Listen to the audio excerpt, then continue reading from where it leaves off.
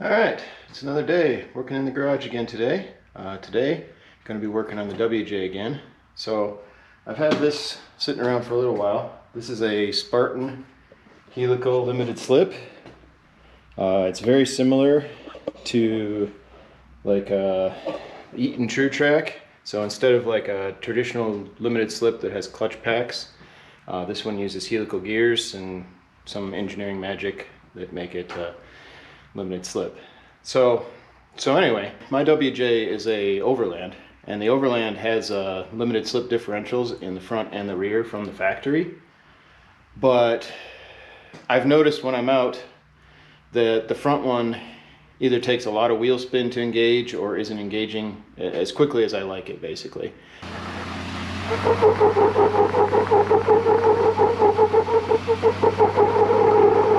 And so that's why I'm going to go with this one, because my understanding, and I've seen work, they engage a little quicker. It doesn't take a whole lot of wheel spin before it engages. So that's what we're going to do today. I'm going to get the Jeep swapped, get the WJ on this side, and then we'll get started.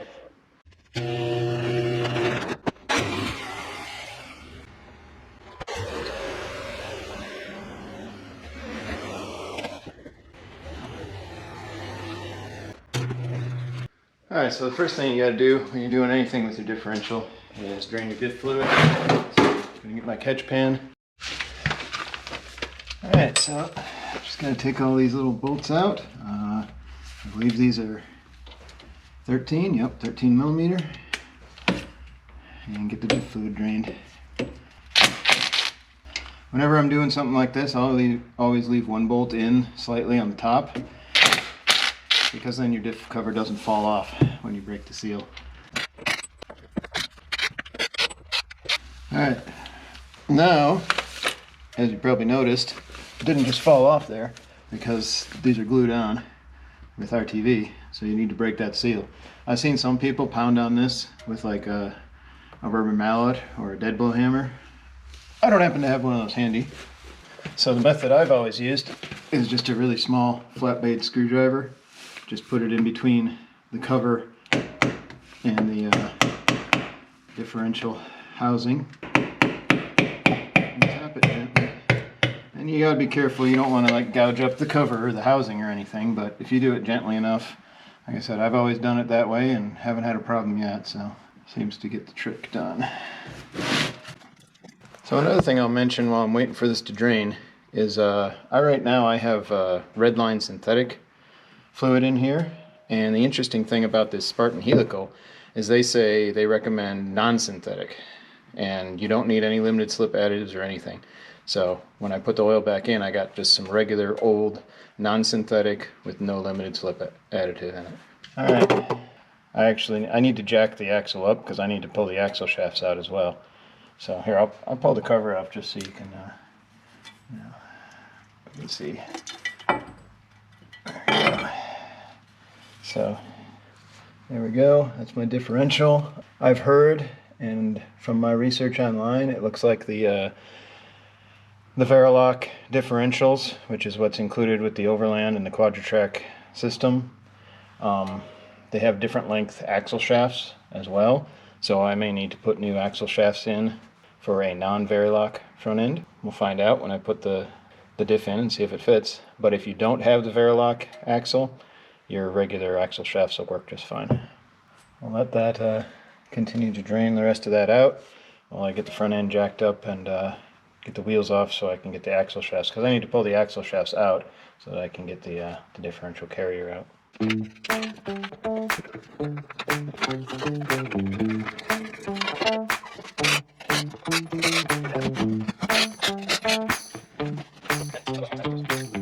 Now that we got the wheels out of the way, I need to take off brake calipers and axle nut, unit bearing, which is on the back side, basically everything on this front piece so I can pull that axle shaft out.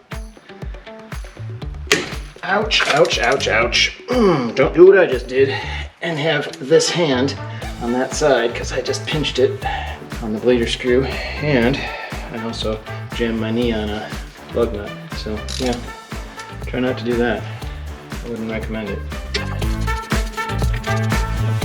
Alright, and there's probably a tool for this too, but this is how I've always done it on every car I've ever owned. Just a giant C-clamp. Put it on the brake pad in the back of the piston. And all this is going to do, so it's actually going to push the entire caliper this way, which in effect will be pushing the piston back in. And so that'll free that up because they're too close to the rotor right now. Anyway, you just need a little bit. I don't know if you can see that moving there, but these are dual piston calipers, so I got to do it on both of them. Just pinch it just a little bit. And voila, you can see already how much looser that is. There you go. Now it comes right off. The other thing, so it's always a good idea to support your brake caliper with something rather than just letting it hang on the brake hose. It's just better for the hose because it doesn't put as much stress on it. You know, this one's kind of a pain in the butt because it goes right through my C right there. So I don't know, I'm just gonna have to put something on it, keep it out of the way here. So I just got some wire. I think this is like picture hanging wire or something. I'm just gonna wire it up to something here just to hold it out of my way. Wrap it around the spring or the sway bar or something. You don't need much, you just want to keep it out of your way and so the pressure isn't on that rubber line. And there we go, now my brake caliper's out of the way.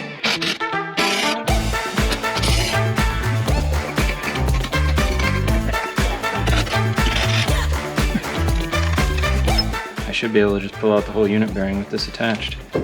Yeah, and see the axle shaft will come with it.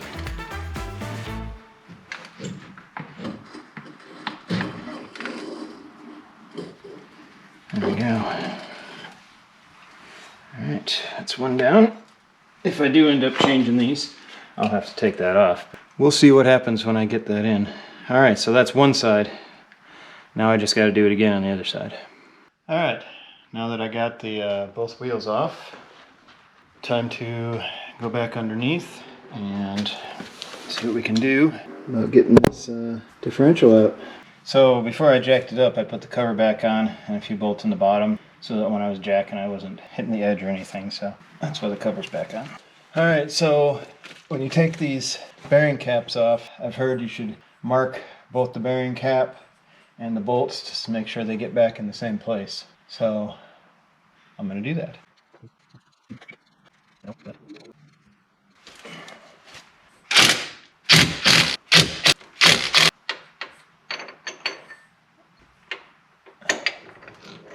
Now I just got to get the carrier out. I've seen a number of different methods for getting these out. I don't know, everybody's got a different method. The one that I found worked really good for me when I did this before is to stuff a rag in it. You put a rag back in there in between the ring gear and the pinion gear, and then you rotate the pinion, and as it rotates and pulls the rag in, it'll force the carrier out. So, alright, so now we're just going to shove the rag into the bottom and feed it up into the gears while we turn the pinion, and it should push this out. And I mean, it will if I do it right. I've done it before, so I know this method works.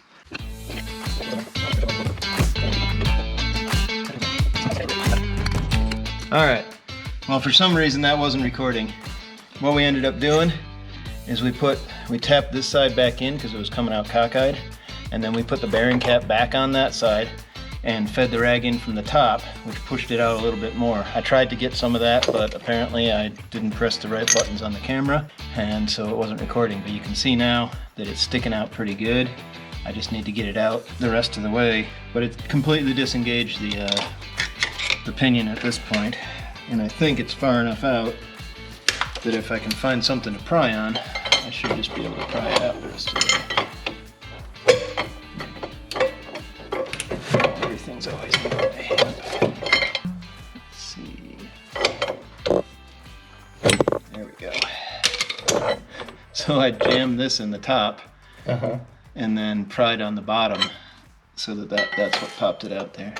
And there we go, finally got that out. Got to keep these little, I don't know, spacers off of there. I'll need those again. Bearings I'm going to replace, but I need those. Now, nope, I got to take the tie rod off because it won't fit out past it. I was wondering about that. Last time I did this, I had the axle out, so I didn't know if that was going to... Oh, wait. Yeah, was about to say, I wiggled and jiggled mine and barely There we go. rotated Success. around the... All right, success. All right, so I got this Amazon bearing puller. Never used it before, so we'll see how it works. See if we can figure it out.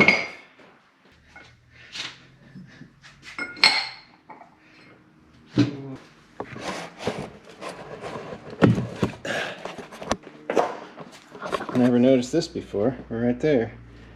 It says vari-lock right there on the carrier. So that's one way to tell if you got the vari-lock diffs or not. Never noticed. That's like cast right in there. It's kind of neat. Anyway, so we just got to figure out which one of these clamshells is the right one.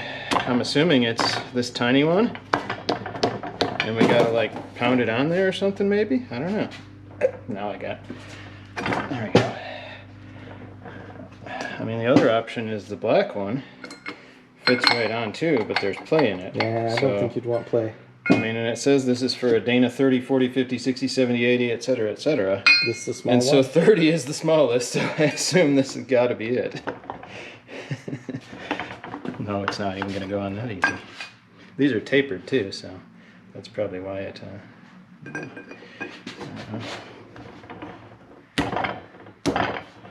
So use a little persuasion. So the whole reason I'm taking these bearings off at all, I have new bearings for the new carrier, but the only reason I'm taking these off is sometimes there's shims behind the bearings. And so I want to look at where that is so that I can make sure I have the same starting point shim, or at least a good starting point, yeah. So we don't really care if we destroy these bearings because I got new ones, but you know, I get to try out my new toy. And I do need them off.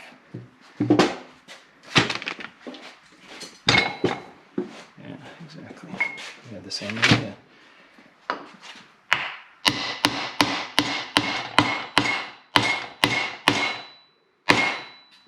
Let's see if that's enough. Nope. It's crazy.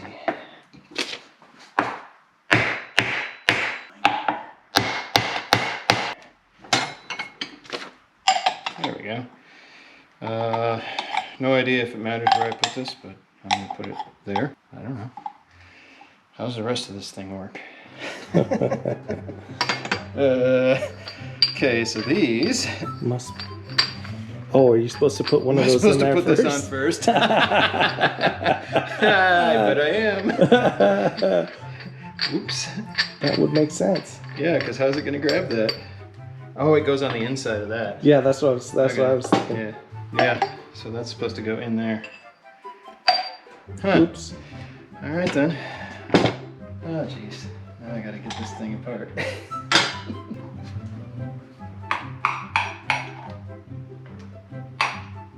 That wasn't too bad. All right. So apparently this goes in here, and this goes back on here, and then. Hey, look! It fits now without pounding it together. That's crazy. All right, so this then goes, put it down there. And this one, it threads in. It's long enough. But then how am I supposed to tighten? Probably you're supposed to put that one in on the end of this, then put the clamshell on, and then tighten this one down. Maybe. Who knows? These aren't very good instructions. No, the instructions just basically say, here's what you have. Thanks for buying. Yeah. Figure it out. It's all right though. We can figure it out. Yeah, because this needs to move down, and so.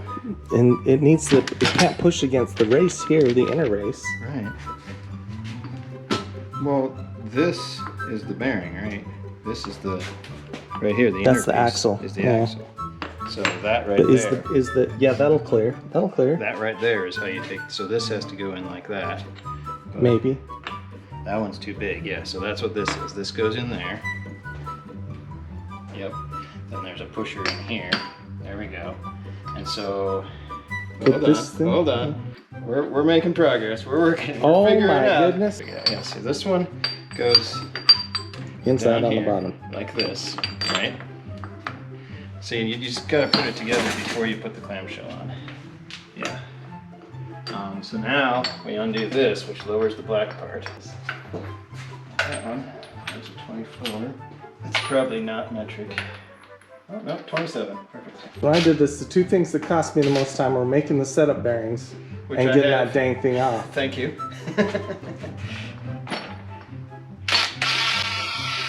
Okay. Put the other side on. Now, I think you probably don't put either of the clamshells on until you get this because it makes the whole heck Yeah. of a lot easier. Yep. See? Yep. Next time I'm going to be a pro. There.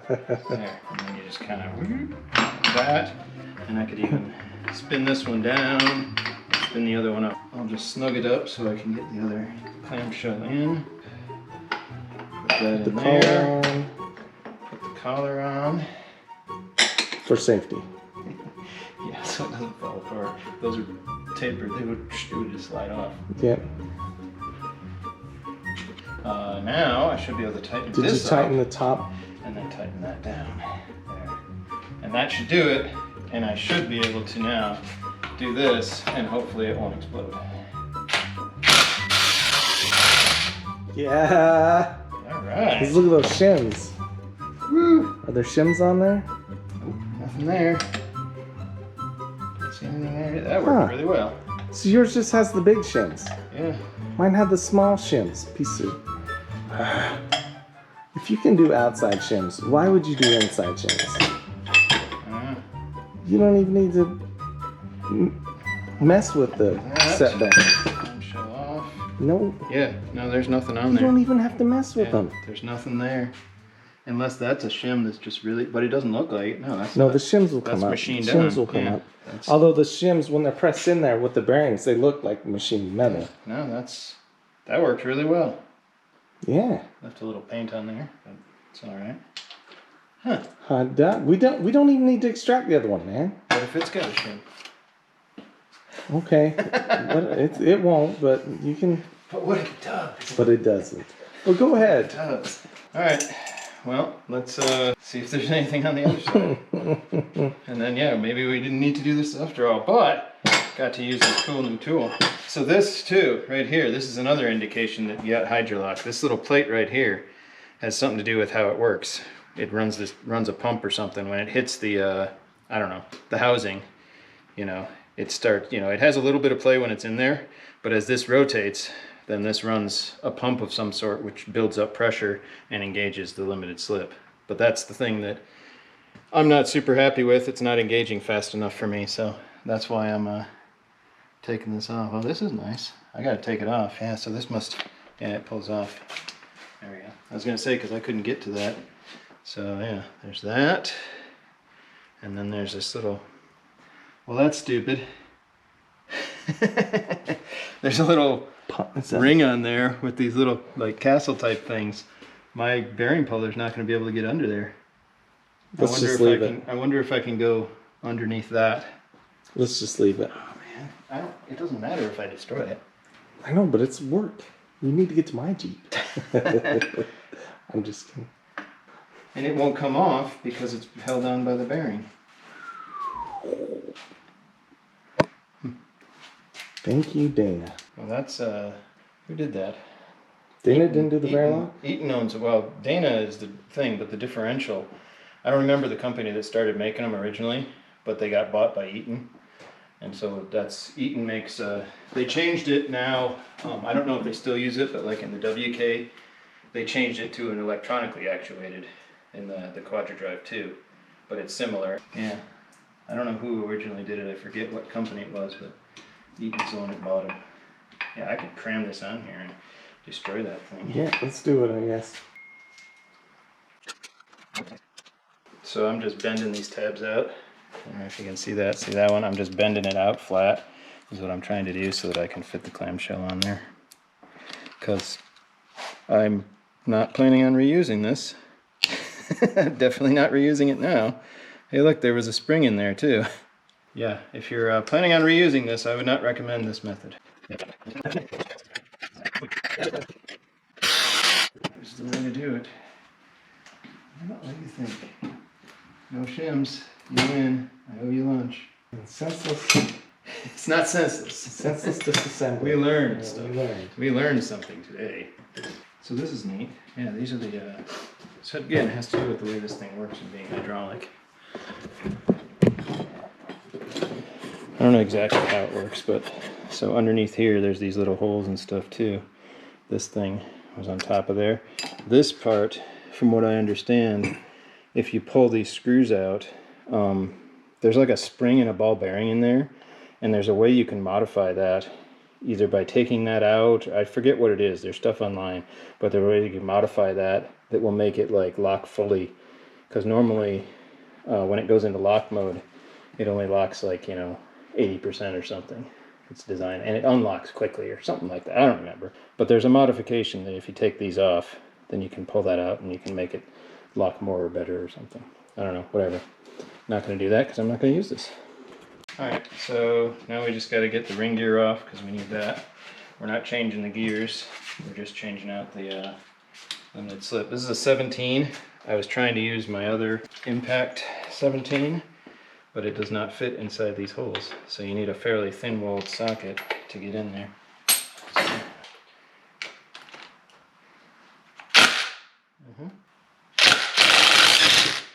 I don't know, do you take these out in any particular order? Does it matter? I did them, but... Yeah, I always do too, but I don't know if it makes any difference. That's gonna make it fun. Seriously? Maybe it's a little, not quite a 17.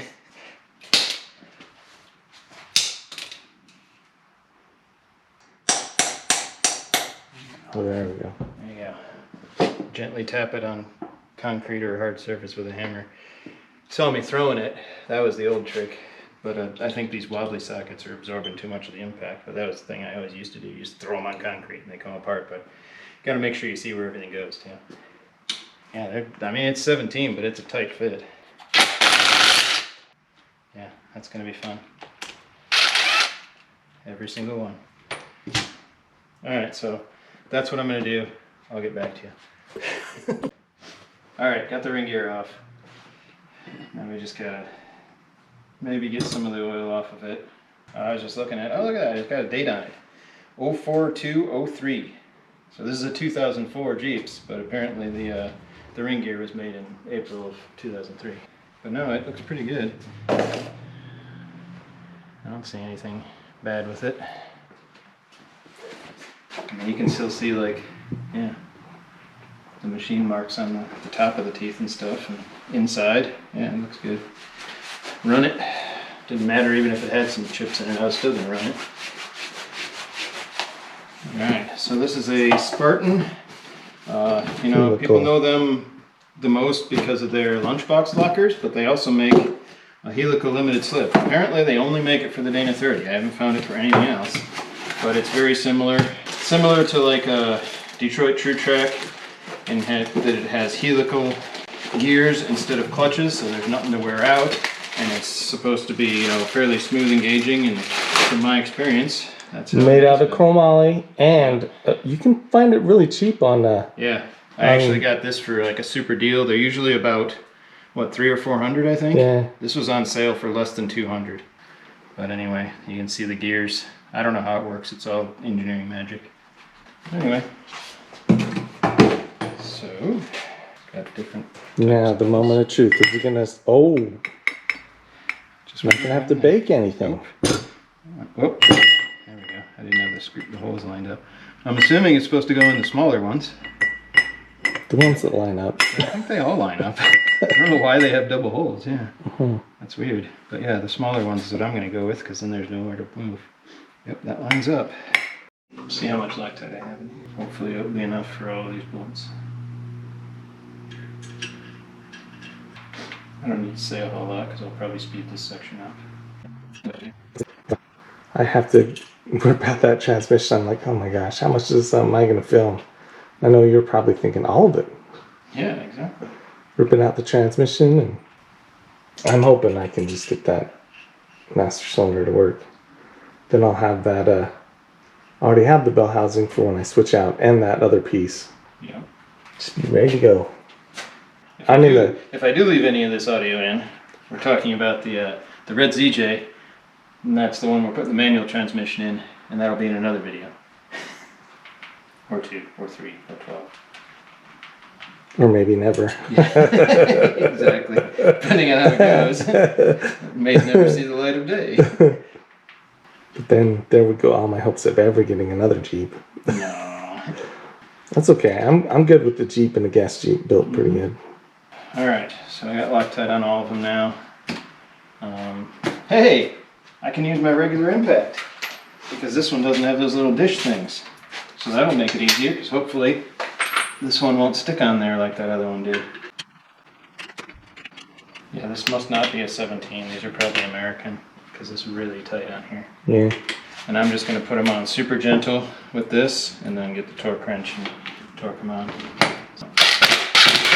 I'm using my welding table as a bench, so it's not exactly solid. There's holes in it, so I keep sliding off the edge. Okay, I think that's all of them.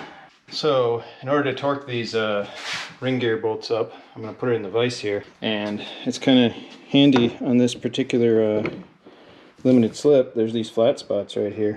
I'm not sure if that's intentional for this purpose or not, but that's what I'm going to use them for. There we go.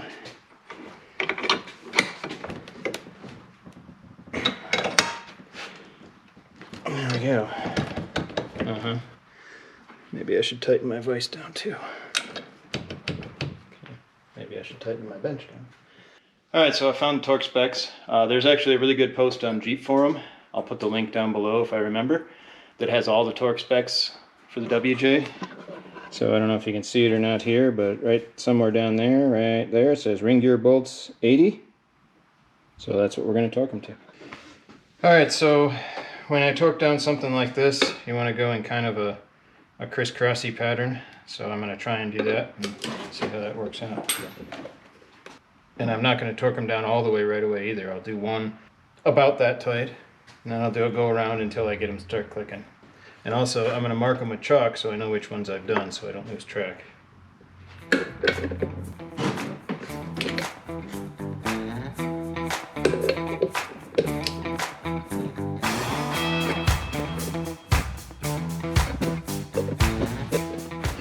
Okay, and now that I got them all done, wipe my chalk off and start over. And this time I'll torque them to spec.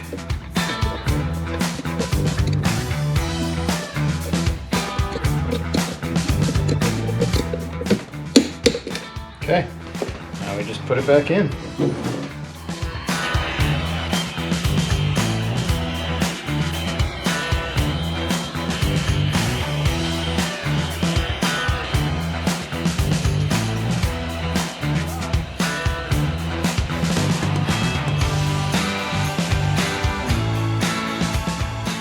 Spit on it. Oh yeah, here. I almost reached and spun it. It's fun. Now we gotta get the other side on.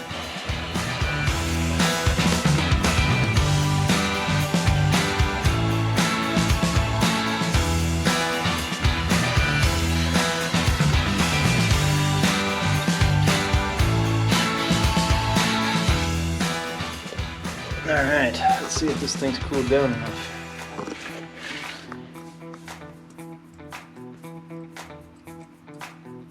Yep, still mildly warm, but if I can keep my hand on it that long, should be good.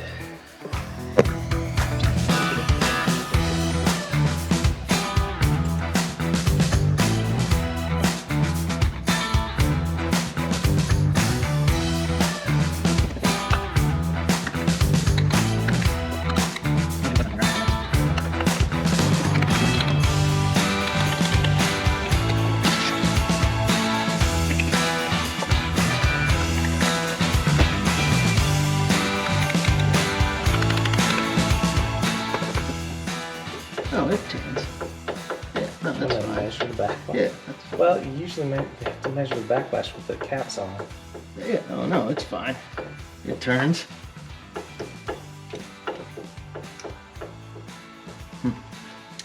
Alright, let's see how this thing works. I've never used one of these, so it's another learning experience.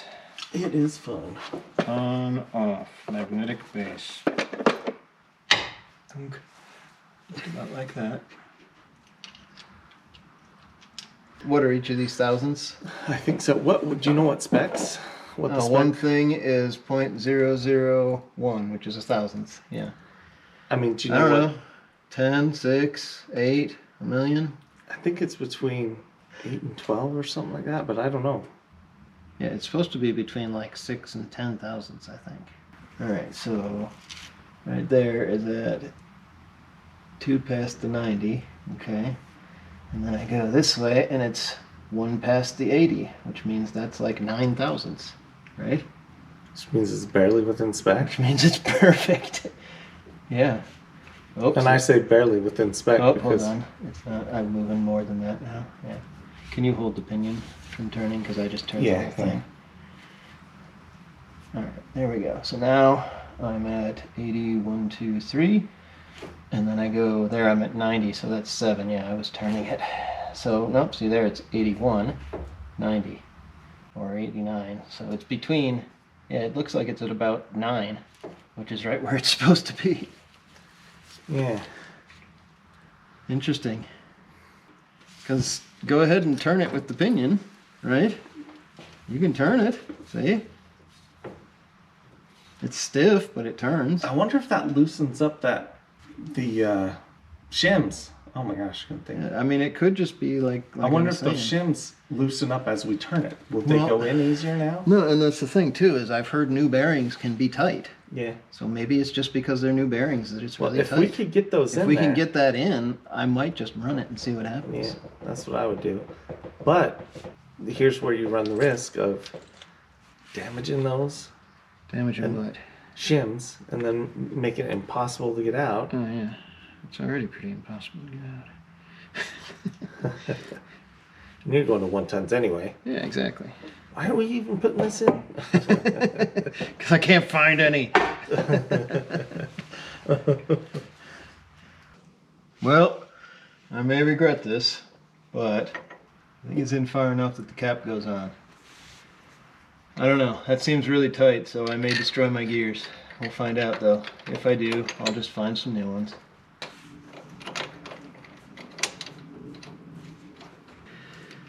But yeah, I'm gonna see what happens. I like to live dangerously. So we want to try this. Yep. Well, All right. It's in. The backlash seemed like it was good. It seems really tight, which is probably a problem, but I'm gonna say we're gonna see what happens, and maybe it'll destroy the bearings. Maybe it'll make noise, and maybe it'll loosen up, and everything will be fine. But I'm gonna put it together, I think, and see. All right, found my torque specs for this. Once again, there's a post on Jeep Forum. Link will be down below. 45 foot-pounds on these. Not a whole lot. And so this, I was using a 16 millimeter on these, but it's apparently also a 5/8, so either one will work. I didn't have the right 16 millimeter socket, so I switched to a 5/8, and well, it fits just fine. So it's one of those.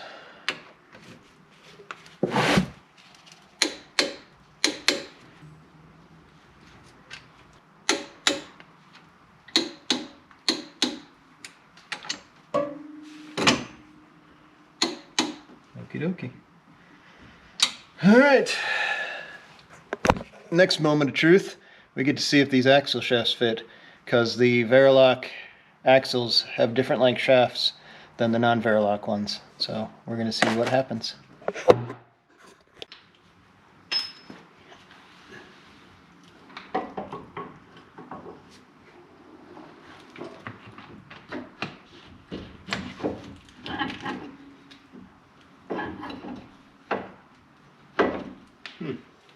Is that engaging anything? I can hear it hitting something. Let me look.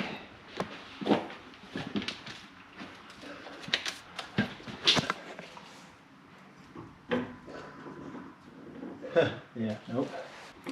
Interesting. Oh, I can feel it clicked in right there. There it is. It's turning here. Yeah, but do you know how much it is? Just That much barely. right there. Yeah. So were the other ones longer? So the driver's side is longer. No, one of them, I don't remember. One of them's longer, one of them's shorter, basically.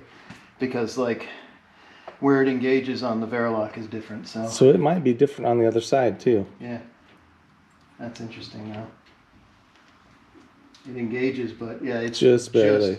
Like, look at that. You can see it's not quite snug there, but then I pull it out that much, and it doesn't And nothing. engage.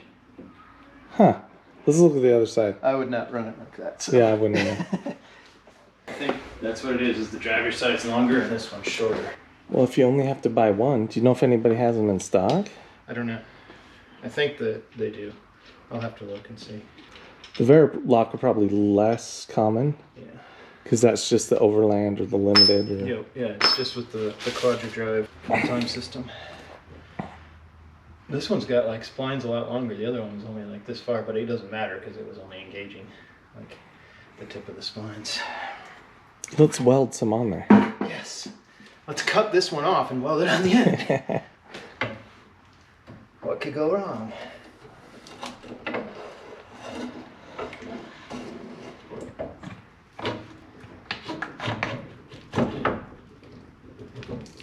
I think this one's gonna work.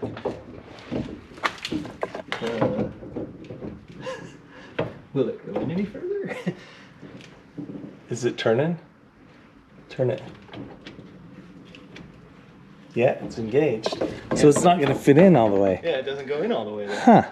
Yeah, so you do need the different ones. That's interesting because there wasn't a whole lot in the middle of that thing. I wonder No. why it doesn't go in all the way. Maybe it's hitting spline. You think? That's what I was wondering. Is it just not getting in straight? But you definitely. Well, it's in. It's engaged. Yeah, but you definitely. Yeah, but again, let's see. So I can pull it out that far. Still engaged. That far. Still engaged. Still engaged up there. Yeah, so I think it's hitting the. There's a plate. Yeah, right there is where it doesn't. So it's going in. Pretty good amount. Yeah, so right there it doesn't engage. Right there it does. So that's where it first starts engaging. So let's watch where this ring ends up. Yeah, so that ring ends up past the ring, right about there. So it's engaging about that much of the splines on that one. But Well, get out the cutting wheel. Let's make this thing work. there's simply too much splines. Yeah, you can see, I think, that's where it was engaging. Yeah, so it's engaging about that much, but then there's too much. It needs about half an inch or so cut off the end of it. So thoughts for the trail then on Monday? We'll see. See I could what's cut available. I could cut like the end of this one off and keep it as a trail spare. Yeah. Maybe I'll do that later on.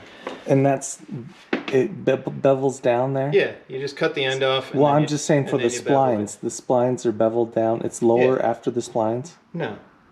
Oh, yeah, here? Yeah. Yeah, it is. Yeah, I don't know why they do that. Look at that. It necks down twice right there. Look at Yeah, that. that's weird. So this is where the seal runs. So that's why that's machined there. That's where the seal goes. So I that's can the other understand the seal. reason. See, that's but the other reason I can't use this like it is, because the seal isn't sealing right. I need to get it seated in the right place. Yeah. But I could probably cut like 3/4 of an inch or an inch off the end of this, and it would work as a trail spare. But I'm not going to do that right now. I'm just going to go see if I can get some new ones.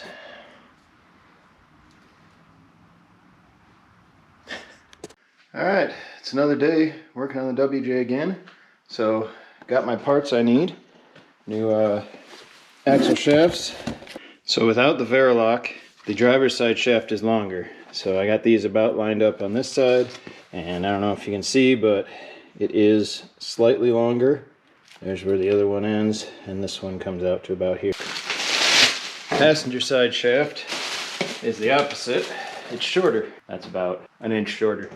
So that should be what I need.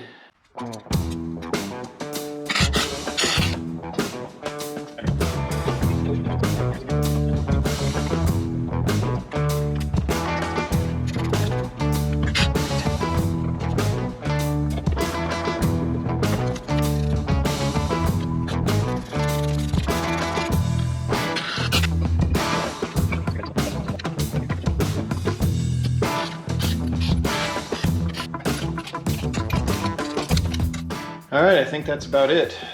Now I just gotta take it for a test drive. I don't know if I'm gonna get that done right now, but I'll let you know how it goes probably in the next video.